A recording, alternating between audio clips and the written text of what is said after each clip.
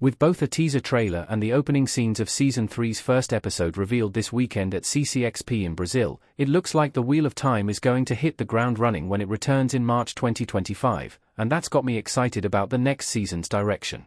Amazon's flagship fantasy series has definitely been improving over time, with the second season clearly more popular with audiences than the first, and from what we know about the Wheel of Time Season 3, it's likely to continue this trend.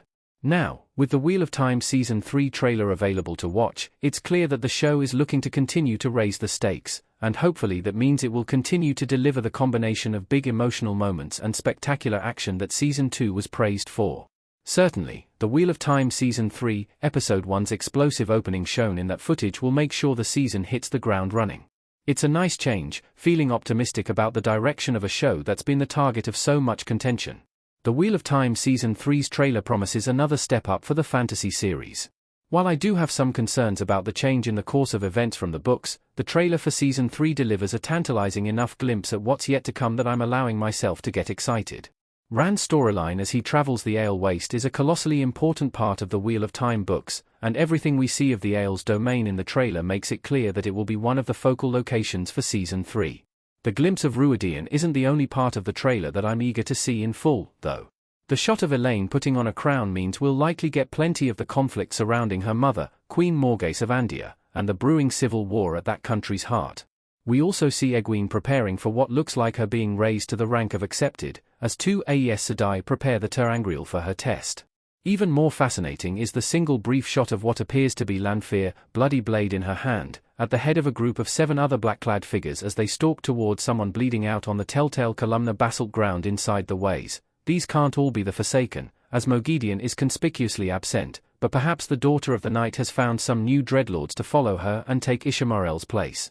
Either way, this next season is clearly promising some exciting action.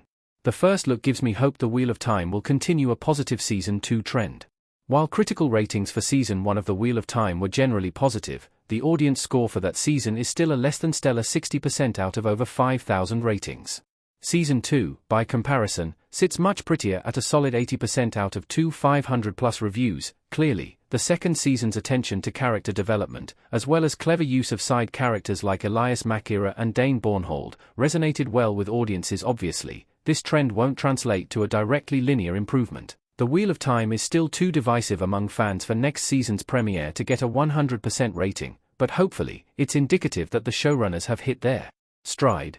There are a lot of major events on the horizon for Rand and company this season, after all, and no one will emerge from them unscathed, especially poor Perrin, who we get a moment's glimpse of clad in armor and covered in blood, which means he's likely heading back to the Two Rivers to make some new friends.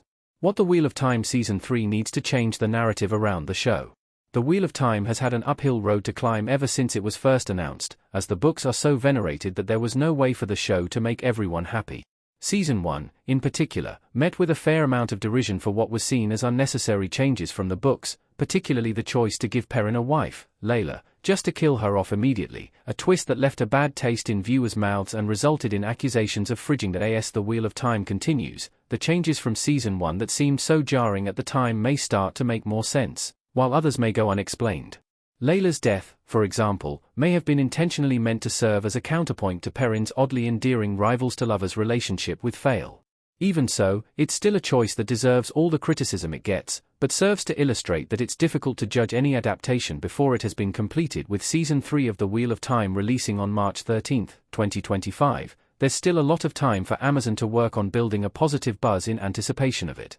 I, for one, genuinely hope that as they continue to release teasers about the upcoming season, we'll start getting a better picture of how the changes they've made to the story, good or bad, will come together and make their version of the Wheel of Time start to feel like a show that fulfills its own prophecies.